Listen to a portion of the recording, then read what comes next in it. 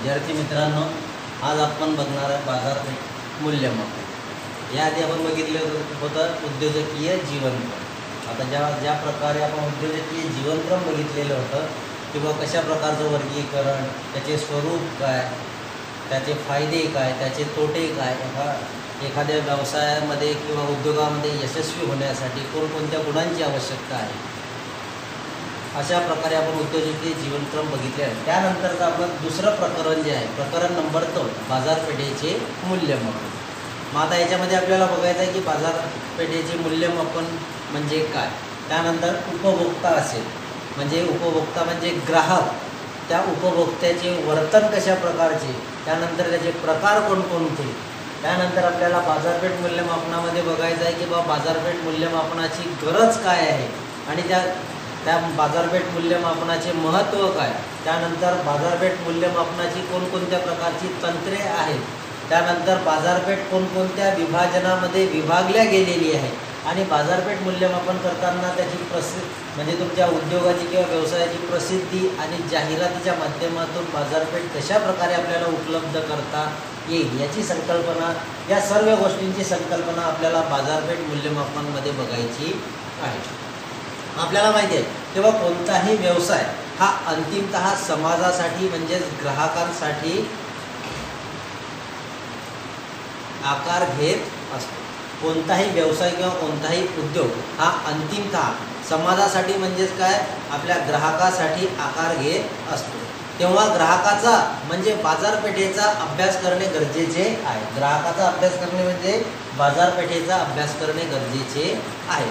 बाजारपेठेमध्ये काही गोष्टी असतील, त्यानंतर कोणत्याही अर्थव्यवस्थेचा तसेच व्यवसाय संस्थेचा असेल किंवा विपणन कार्याचा असेल, या गोष्टींचा सुद्धा अभ्यास करावा लागतो। म्हणजेच यामध्ये उपभोक्ता किंवा जो ग्राहक असेल, बाजारपेठेच्या अनुषंगानुसार त्याच्या अपेक्षा काय आहेत, त्याची आवडीनिवडी काय आहेत, त्याची मागणी कशा प्रकारची आहे, तर मागणीचा अंदाज घ्यावा लागेल। त्यानंतर बाजारपेठेमध्ये स्पर्धक कशा प्रकारचे आहेत, त्यानंतर बाजारपेठेमधील ज्या वस्तूची निर्मिती आहे, तर एकाच प्रकारच्या अनेक वस्तू आहेत, तर त्यांच्या किमतीचा अंदाज कशा प्रकारे बांधता येईल, त्यानंतर विपणन पद्धती कशा प्रकारच्या आहेत, या प्रकारची व्यूहरचना असेल आणि नियोजन असेल, इत्यादी सर्व बाबींचा आपल्याला बाजारपेठ मूल्यमापनामध्ये विचार करावा लागतो।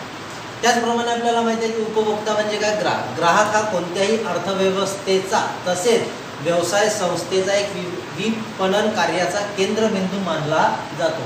कारण की कोणतेही उद्योग म्हणा किंवा बाजारपेठ म्हणा, त्यामध्ये ग्राहक हा एका व्यवसायाचा किंवा अर्थव्यवस्थेचा विपणन कार्याचा एक प्रकारचा केंद्रबिंदू मानला जातो। त्यामुळे ग्राहकाच्या सर्व अपेक्षा असतील, त्यांच्या गरजा असतील, त्या कशा प्रकारे पूर्ण होतील याकडे आपल्याला लक्ष केंद्रित करावे लागते। म्हणजे ग्राहकाच्या आवडी निवडी असतील, त्यानंतर बदलते तंत्रज्ञानाच्या माध्यमातून कशा प्रकारची मानसिक अनुकूलता या घटकांचा वापर करून ग्राहकांच्या क्रियाप्रेरणेवर परिणाम न होता त्यांच्या आवडीनिवडीनुसार आपल्याला उत्पादन प्रक्रियेची निर्मिती करणे। आता बाजारपेठेत प्रत्येक वस्तू एक विशिष्ट ग्राहक गट असतो। बाजारपेठेत प्रत्येक वस्तूचा एक विशिष्ट प्रकारचा ग्राहक गट असतो। मग त्यामध्ये ग्राहकांचे वय येत असेल, ग्राहकांच्या आवडीनिवडी असतात, त्यांचं शिक्षण असते, त्यांच्या गरजा असतात, त्यानंतर सामाजिक प्रतिष्ठा असतात, इत्यादीच्या माध्यमातून ग्राहक गट आपण ठरवू शकतो। मग आता नेमकं आपण काय बघत आहे किंवा बाजारपेठ मूल्यमापन। आता आपण एक संक्षिप्त स्वरूपामध्ये ग्राहक उपभोक्ता यांची माहिती आपण बघितलेली आहे।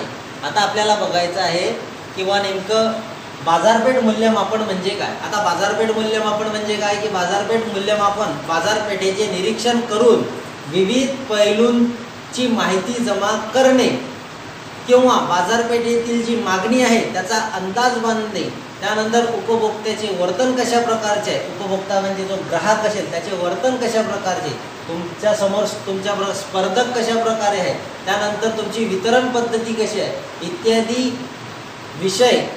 इत्यादी विषयांचे विश्लेषण करणे आणि त्यामुळे विपणनाचा नियोजनबद्ध आराखडा तयार करणे म्हणजे आपण बाजारपेठेचे मूल्यमापन करू शकतो.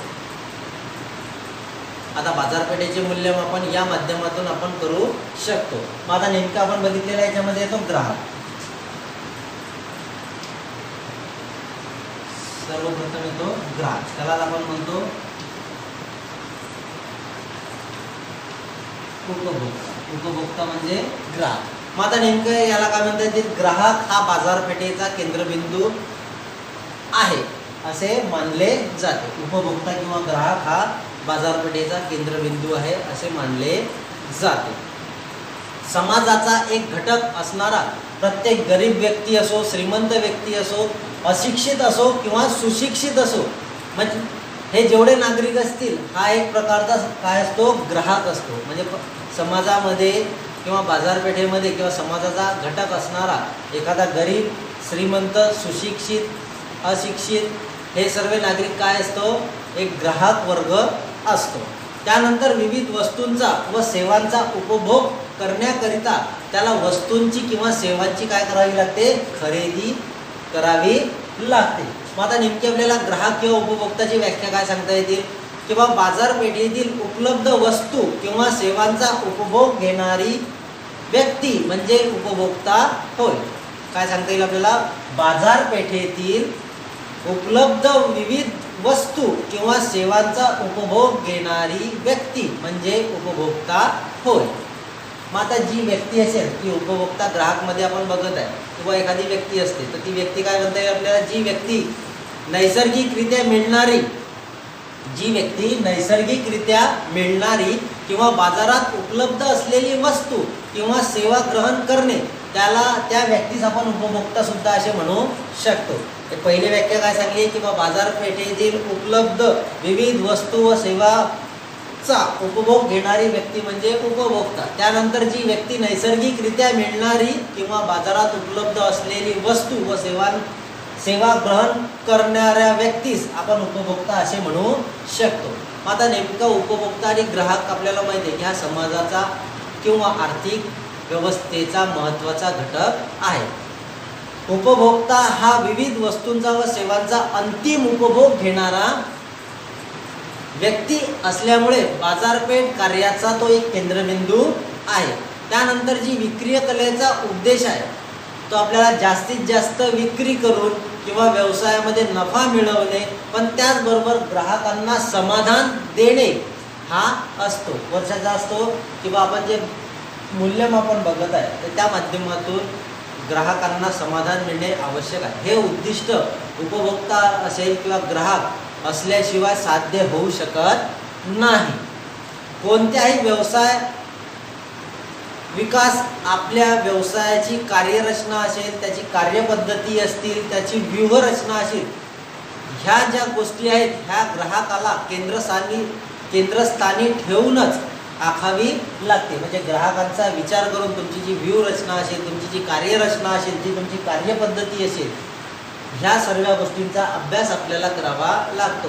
कारण व्यवसाय संघटनेची किंवा औद्योगिक क्षेत्राची प्रगती ही ग्राहक व त्यांच्या प्रतिसादावर आधारलेली असते. एखादा व्यवसाय असेल किंवा औद्योगिक व्यवसाय असेल यांची प्रगती कोणावर अवलंबून असते, ग्राहकांवरती. त्यामुळे उपभोक्त्यामुळे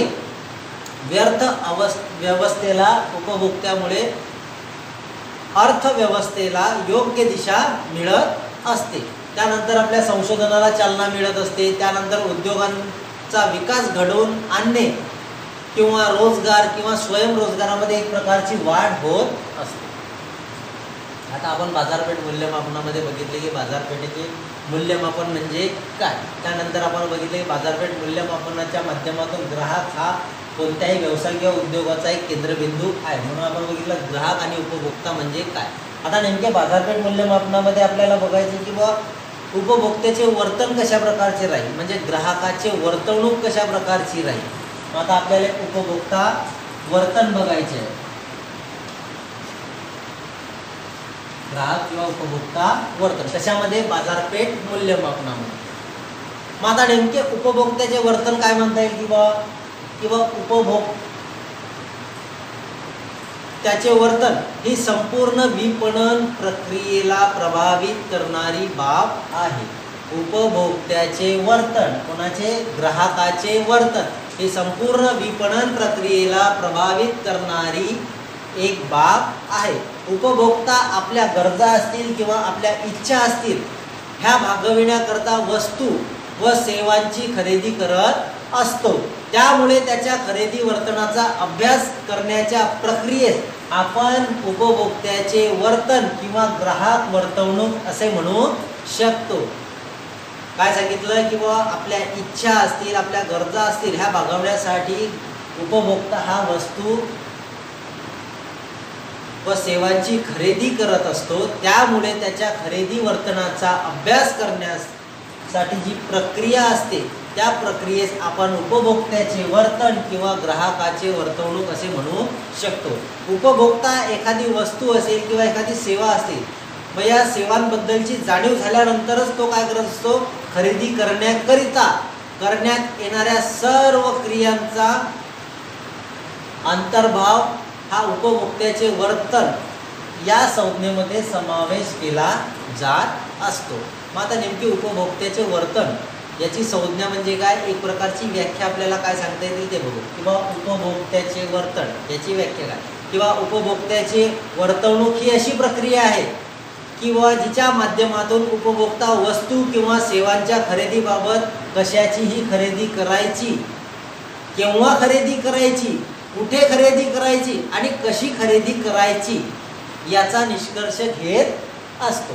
काय सांगितलं मी? किंवा निष्कर्ष म्हणजे निर्णय घेत असतो. उपभोक्त्याची वर्तवणूक ही अशी प्रक्रिया आहे की ज्याच्या माध्यमातून उपभोक्ता वस्तू किंवा सेवांच्या खरेदीबाबत कशा प्रकारची खरेदी करायची आहे, केव्हा खरेदी करायची आहे, कुठं खरेदी करायची आहे आणि कशाची खरेदी करायची आहे याचा निर्णय घेणे म्हणजे उपभोक्त्याचे वर्तवणुकाची एक प्रकारे व्याख्या मांडण्याचा प्रयत्न करत आहोत.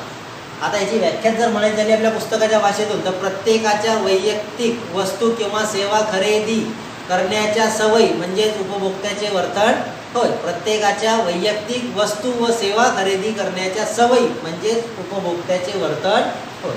मग आता आपल्याला माहिती आहे की आधुनिक काळ आहे, तर आधुनिक युगामध्ये बाजारपेठ काय आहे? ग्राहक केंद्रित आहे. आधुनिक काळ असल्यामुळे आधुनिक युगामध्ये बाजारपेठ ही काय? ग्राहक केंद्रित आहे.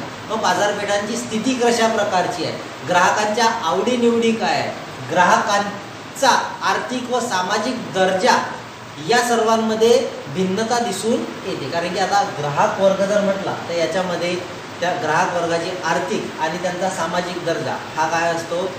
भिन्नता त्यामध्ये दिसून येते. मग बाजारपेठेत सर्व क्षेत्रामध्ये तीव्र स्पर्धेचे वातावरण आहे. या बाबींचा ग्राहकांच्या खरेदी प्रेरणावर व वर्तवणुकीवर अपरिहार्यपणे परिणाम होत असतो. त्यानंतर विपणन कार्यक्रम जो असतो किंवा विपणन कार्यक्षमता जी असते ती उत्पादन प्रक्रियेत आवश्यकतेनुसार योग्य ते बदल करायचे असेल तर ग्राहक वर्तवणूक माहीत असणे आवश्यक आहे. जर आपले जे विपणन म्हणजे काय, एक प्रकारची आपल्याला विपणन म्हणजे ग्राहकांपर्यंत सर्व वस्तूंची आणि सेवांची कशा प्रकारे आपल्याला त्यांच्या गरजा भागवता येतील तर त्याला आपण म्हणतो विपणन प्रक्रिया. मग या उत्पादन प्रक्रियेत आवश्यकतेनुसार योग्य ते बदल करायचे असतील तर ग्राहक वर्तवणूक माहीत असणे आवश्यक आहे. म्हणजे ग्राहकांचा दृष्टिकोन ओळखून आपल्या व्यवसायाची धोरणे कशी आखायची आहेत. त्यानंतर म्हणून व्यावसायिकाला ग्राहक प्रवृत्तीचा आणि वर्तवणुकीचा सूक्ष्मपणे अभ्यास करणे गरजेचे आहे. कारण की ग्राहकांच्या दृष्टिकोनाची ओळख करूनच आपल्याला आपल्या व्यवसायाची धोरणे आखावी लागतात. मग अशा प्रकारे आपण बघितलेलं आहे ग्राहक आणि उपभोक्ता वर्तन. मग आता नेमका ग्राहक आणि उपभोक्ता वर्तन आपण बघितलेलं आहे, तर आता नेमकं आपल्याला उपभोक्ता वर्तनाचा अभ्यास करायचा आहे. म्हणजे कोणकोणत्या गोष्टी आपल्याला लक्षात घ्यायच्या आहे किंवा खरेदी प्रवृत्ती असेल त्याची, त्यानंतर बाजारपेठ सर्वेक्षण असतो. आता आपण स्वतः जर विचार केला तर आपल्याला एखादी वस्तू खरेदी करायला जायची आहे तर आपण ग्राहक म्हणून गेल्यानंतर आपण एकाच दुकानामध्ये थांब राहतो का नाही, आपण प्रत्येक ठिकाणी जाऊन बाजारपेठेचे सर्वेक्षण करतो. म्हणजे आपली खरेदी प्रवृत्ती असते. मग आपण काय करतो, प्रत्येक गोष्टीचा तोलमोल किंवा भाव बघत असतो. त्यानंतरच आपण बाजारपेठेचं सर्वेक्षण केल्यानंतर आपल्याला ज्या ठिकाणी आपल्याला परवडेल किंवा आपल्या हिशोबानुसार जी वस्तू उपलब्ध होईल त्यानुसार आपण तिथं जाऊन त्या वस्तूचा उपभोग घेत असतो. त्यासाठीच आपल्याला इथं बघायचं आहे की उपभोक्त्याच्या वर्तनाचा अभ्यास करण्यासाठी कोणकोणत्या बाबींचा आपल्याला विचार करावा लागेल. पण नेमकी आता सर्वात आधी आपल्याला उपभोक्ता वर्तणूकमध्ये जर अभ्यास करायचा म्हटलं तर उपभोक्त्याची खरेदीची प्रवृत्ती.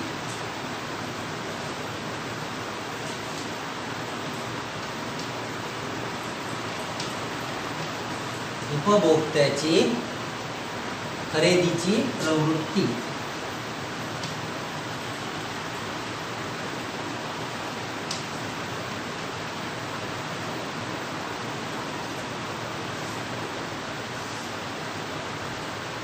मग आता कशामध्ये उपभोक्ता वर्तनामध्ये काय बघायचे उपभोक्त्याची खरेदीची प्रवृत्ती. मग आता उपभोक्ता एखादी वस्तू का केव्हा कशी विकत घेतो याबद्दल माहिती मिळवणे आवश्यक आहे. आता आपल्याला उपभोक्ता ग्राहकाबद्दलची माहिती जमा करायची म्हणजे काय उपभोक्ता एखादी वस्तू का घेत आहे केव्हा घेत आहे आणि कशी विकत घेत आहे या बाबींची माहिती मिळवणे आपल्याला आवश्यक आहे. मग उपभोक्ता एखादी वस्तू गरज म्हणून घेत असतो किंवा सामाजिक प्रतिष्ठा दाखवण्यासाठी घेत असतो किंवा दुसऱ्याला एखाद्याला भेट देण्यासाठी घेत असतो. या इत्यादींपैकी कशासाठी विकत घेतो हे जाणून घेणे आवश्यक आहे. आता उपभोक्ता जो असेल किंवा ग्राहक जो असेल तो एखादी वस्तू गरज म्हणून घेत असतो किंवा सामाजिक प्रतिष्ठा दाखवण्यासाठी घेत असतो किंवा एखाद्या दुसऱ्याला भेट देण्यासाठी घेत असतो हे सुद्धा जाणून घेणे आवश्यक आहे. त्यानंतर उपभोक्ता एखादी वस्तू सणासुनाच्या वेळी म्हणजे एखादा सण साजरा करत असतो त्यावेळेस आपण उपभोक्ता म्हणून एखादी वस्तू सणासुनाच्या वेळी घेत असतो किंवा एखाद्या कार्यक्रम प्रसंगी घेत असतो किंवा एखाद्याच्या वाढदिवसाला जायचं असेल एखाद्याच्या लग्नाच्या ठिकाणी जायचं असेल यापैकी केव्हा विकत घेतो या बाबींची सुद्धा माहिती मिळवणे आवश्यक आहे.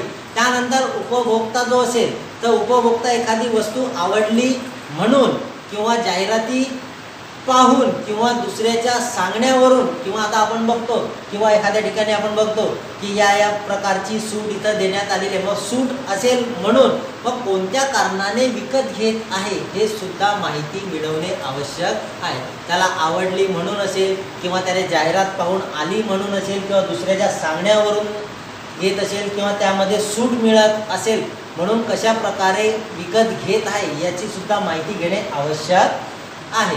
त्यानंतर उपभोक्ता वस्तू खरेदीचा निर्णय घेण्यासाठी कोणत्या मार्गाने वस्तूची माहिती मिळवत आहे याबाबतची माहिती मिळवणे सुद्धा आवश्यक आहे. म्हणजे वस्तू खरेदीचा निर्णय घेण्यासाठी तो कोणत्या मार्गाने वस्तूची माहिती ही मिळवत आहे याची सुद्धा माहिती मिळवणे आवश्यक आहे.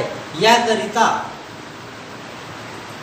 मग आता ही कशा प्रकारे आपल्याला मिळवता येईल किंवा याच्यामध्ये आपल्याला सांगता येईल उपभोक्ता आपल्या मित्रांच्या माध्यमातून असेल नातेवाईकांच्या माध्यमातून असेल किंवा एखाद्या कार्यालयात किंवा एखाद्या कामाच्या ठिकाणी कार्यालयीन कर्मचाऱ्यांच्या माध्यमातून असेल शेजारी पाजारांच्या माध्यमातून असेल किंवा घरातील मंडळींच्या किंवा व्यक्तींच्या माध्यमातून वस्तूंबद्दलची माहिती विचारत असतो. त्यानंतर आणखी आपण म्हणू शकतो की उपभोक्ता ओळखीच्या दुकानदाराशी किंवा त्याच्या मित्रांशी ओळखीच्या व्यापाऱ्यांच्या माध्यमातून जे व्यापारी असतील त्या व्यापाऱ्यांकडून वस्तूबद्दलची माहितीही मिळवू शकतो. त्यानंतर उपभोक्ता सार्वजनिक जाहिराती असतील जसं त्यानंतर दूरदर्शन असतील वृत्तपत्र असतील मग याच्या माध्यमातून ज्या जाहिराती असतील किंवा आता इंटरनेट असल्यामुळे वेबसाईटच्या माध्यमातून असतील किंवा मासिकाच्या माध्यमातून ज्या जाहिराती निर्माण होतात त्या माध्यमातून वस्तूंची माहिती मिळवत असतो. मग अशा विविध प्रकारच्या स्रोतांकडून वस्तूंची माहिती घेतल्यानंतर ती विकत घेण्याचा निर्णय हा उपभोक्ता करत असतो. म्हणजे याच्यासाठीच आपल्याला उपभोक्त्याच्या खरेदीच्या प्रवृत्तीचा अभ्यास करणे सुद्धा आवश्यक आहे. त्यानंतर येते आता उपभोक्त्याच्या खरेदीच्या प्रवृत्तीचा अभ्यास अशा प्रकारे आपण करू शकतो. त्यानंतर येते आपलं बाजारपेठ सर्वेक्षण.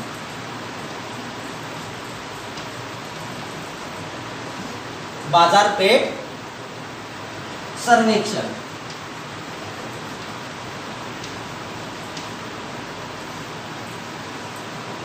आता आपण उपभोक्त्याच्या खरेदीच्या प्रवृत्तीचा अभ्यास केलेला आहे. आता नेमकं बाजारपेठ सर्वेक्षण म्हणजे काय, म्हणजे मार्केट सर्वे. एक प्रकारे जसं आपण बघितलं की भाजीपाला घ्यायचा असेल तर 10 दुकानं आहेत, तर आपण 10 दुकानांवरती आधी त्या मालाचा भाव विचारतो आणि जिथं आपल्याला सुटेबल होईल तिथं आपण एक प्रकारे खरेदी करत असतो. म्हणजे काय करत असतो आपण, मार्केट सर्वे म्हणजे बाजारपेठ सर्वेक्षण. मग आता उपभोक्त्याचे वर्तन काय आहे हे जाणून घेण्यासाठी बाजारपेठ सर्वेक्षण करणे उपयुक्त ठरते. उपभोक्त्याचे वर्तन काय आहे हे जाणून घेण्यासाठी बाजारपेठ सर्वेक्षण करणे उपयुक्त ठरत असते. मग एखादा नवीन उद्योग असेल, मग एखादा नवीन उद्योग स्थापण्यासाठी बाजारपेठेचे सर्वेक्षण करणे अतिशय महत्त्वाचे असते.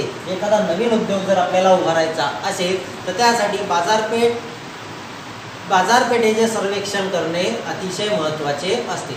मग बाजारपेठेसंबंधीच्या विविध पैलूंची माहिती मिळवणे हे सर्वेक्षणाचे महत्त्वाचे उद्दिष्टे होय. मग बाजारपेठेसंबंधी ज्या विविध पैलू असतील तर विविध पैलूंची माहिती मिळवणे हे काय, सर्वेक्षणाचा महत्त्वाचा भाग आहे. त्यामुळे एखाद्या उद्योगासंबंधी कोणते धोके निर्माण होतील, त्यामध्ये काय परिस्थिती निर्माण होईल, त्याचे काय फायदे असतील किंवा काय तोटे असतील हे जाणून घेता येते. कशाच्या माध्यमातून, जर सर्वेक्षण केला तर त्या माध्यमातून की कोणते धोके निर्माण होत असतील, त्याची काय स्थिती आहे, त्याचे कोणते फायदे असतील किंवा कोणते तोटे असतील. मग बाजारपेठ निरीक्षण करून विविध माहिती जमा करता येते. त्याचबरोबर त्याची नोंदणी करता येऊ शकते. म्हणजे आपण त्याची नोंदणी करत असतो किंवा माहितीचे पृथक्करण करत असतो किंवा बाजारपेठेतील उपभोक्त्याचे वर्तन कसे आहे याचे विश्लेषण सुद्धा आपण त्या माध्यमातून करू शकत असतो. मग नेमकी जी माहिती आपण मिळवलेली आहे तर त्या माहितीचे विश्लेषण करून उद्योगाचा नियोजित आराखडा तयार करण्यास आपणास मदत होत असते. मग नेमकी बाजारपेठ सर्वेक्षणामुळे कोणकोणत्या गोष्टी आपल्याला उपयुक्त ठरत असतात. मग आता उपभोक्त्याच्या आवडीनिवडी काय आहेत, त्यांचा वयोगट काय, कारण की बाजारपेठ सर्वेक्षणामध्ये तुम्हाला वयोगटसुद्धा महत्त्वाचा आहे. कारण की प्रत्येक वयोगटानुसार त्याच्या आवडीनिवडी ह्या वेगवेगळ्या प्रकारच्या असतात. त्यानंतर त्याची खरेदी करण्याची ताकद किती आहे, त्यानंतर बाजारपेठ किती प्रमाणात मोठी आहे आणि कोणती जागा आपल्या उद्योगासाठी योग्य आहे. त्यानंतर बाजारपेठ सर्वेक्षणामध्ये कोणत्या वस्तूंची मागणी कमी किंवा जास्त आहे किंवा कोणत्या वस्तूचे उत्पादन करायचे आहे. त्यानंतर आपल्या उत्पादनाचा दर्जा काय ठेवावा लागेल व आपल्याला उत्पादनाला किती स्पर्धक आहे या गोष्टीचा सुद्धा विचार करणे आवश्यक आहे. मग आपल्याला माहिती आहे की बाजारपेठ म्हटले म्हणजे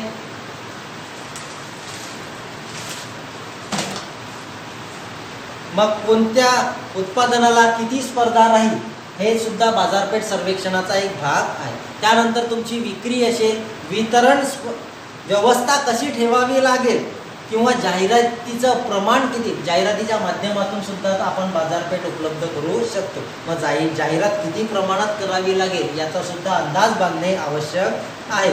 त्यानंतर एखाद्या उद्योगामध्ये किती प्रमाणात गुंतवणूक करायची आहे हे सुद्धा आपण बाजारपेठ सर्वेक्षणाच्या माध्यमातून जाणू शकतो.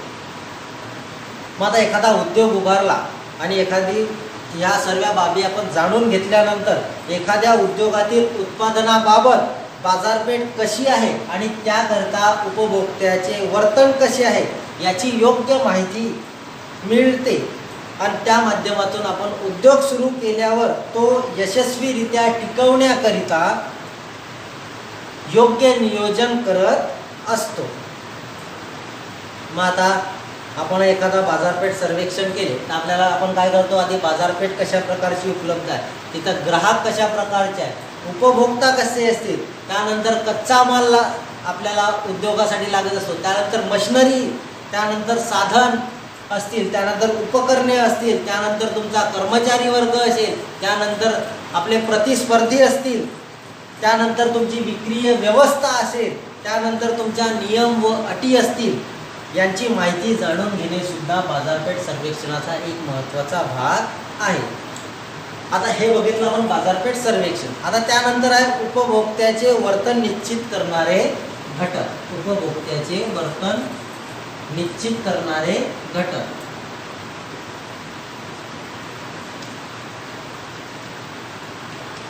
उपभोक्त्याचे वर्तन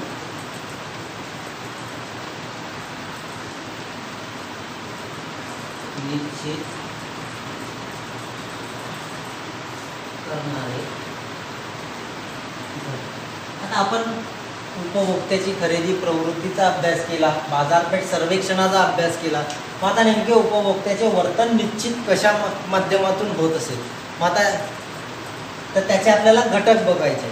आता आपण बघितलं की उपभोक्त्याचे वर्तन कसे असते, बरेच घटक असतात. त्या माध्यमातून, त्या घटकांच्या माध्यमातून एक प्रकारे प्रभाव टाकण्याचा प्रयत्न करत असतो कोण, उपभोक्ता. त्यानंतर उपभोक्त्याच्या वर्तणुकीला व्यक्तिगत घटक असतात, काही आर्थिक घटक असतात, काही मानसिक घटक असतात, काही सामाजिक घटक असतात किंवा काही सांस्कृतिक घटक असतात. मग हे जे घटक आहे तर हे प्रभावित करणारे घटक आहेत. म्हणजे काय सांगता येईल आपल्याला, उपभोक्त्याचे वर्तन निश्चित करणारे घटक कोणते येतात, व्यक्तिगत घटक येतात, त्यानंतर आर्थिक घटक येतात, त्यानंतर त्याचे मानसिक घटक येतात, त्यानंतर त्याचे सामाजिक घटक येतात, त्यानंतर त्याचे सांस्कृतिक घटक येतात. मग आता नेमके व्यक्तिगत घटक म्हणजे काय की जो ग्राहक असेल त्या ग्राहकांच्या गरजा असतील, त्यांचं एक प्रकारचं व्यक्तिमत्व असेल. तर ग्राहकांमध्ये आपण बघितलं की वयोगटानुसार ग्राहकांची मनस्थिती ही वेगवेगळ्या प्रकारची असते. मग त्यांची वय असेल, त्यानंतर त्यांची जीवनशैली असेल, हे कोणत्या घटकामध्ये मोडत असतात, व्यक्तिगत घटक. त्यानंतर आपण बघितला उपभोक्त्याचा आर्थिक घटक. आता आर्थिक घटक म्हणजे काय की जे एकूण उत्पन्न असेल. मग एकूण उत्पन्न म्हणजे काय, आता एकूण उत्पन्न ज्या प्रकाराच्या माध्यमातून निर्माण होत असेल.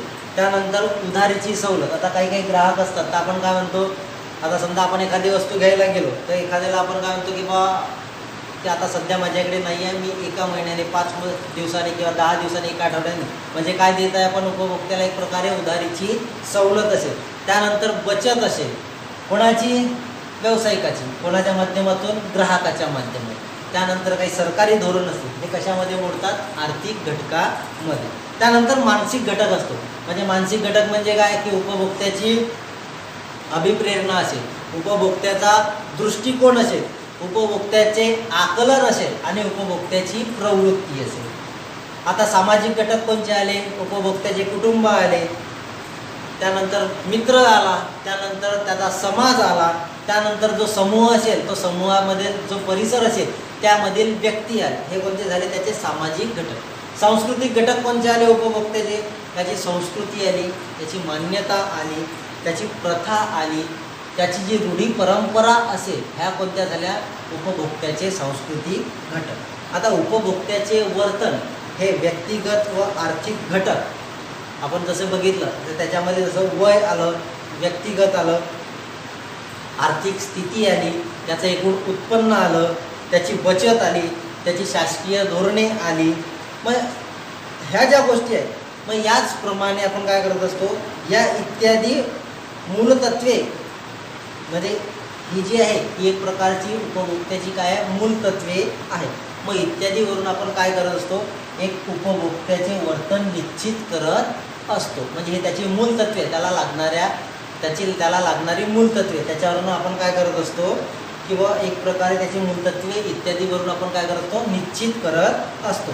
मग याचप्रमाणे इतर बाह्य समाज असतो. म्हणजे याच्या व्यतिरिक्त आपण म्हणू शकतो की जो बाह्य समाज असतो किंवा बाह्य सामाजिक किंवा सांस्कृतिक गोष्टी असतात, या घटकांच्या निश्चितीकरणामध्ये महत्त्वाची भूमिका कोण बजावत असतो, उपभोक्ता वर्तणूक जी आहे ती एक प्रकारचं महत्त्वाचं भूमिका ही बजावत असते.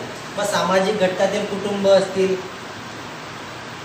आपले मित्रपरिवार असतील किंवा सांस्कृतिक म्हणजे संस्कृतीमध्ये आपण बघितलं संस्कृती आहे, सांस्कृतिक मान्यता आहे, रूढी परंपरा प्रथा असतील, या उपभोक्त्याच्या वर्तनाला निश्चित दिशा देणारे घटक असतात. कोणचे, आपली संस्कृती, रूढी परंपरा, हे काय आहे, उपभोक्त्याच्या वर्तनाला निश्चित दिशा देणारे घटक असतात.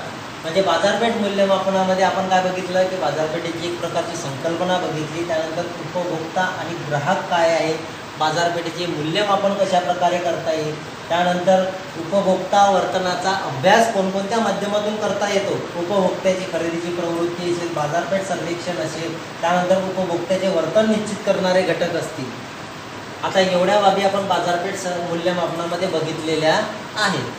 आता जे नेमकं आपल्याला बघायचं आहे की ग्राहकांचे प्रकार कशा प्रकारचे राहतील, मग त्यांच्या स्वभावानुसार असेल, त्याच्या भौगोलिक स्थितीनुसार असेल, त्यानंतर बाजारपेठ मूल्यमापनाची कशा प्रकारे गरज आहे आणि महत्त्व आहे हे आपण उद्याला बघू.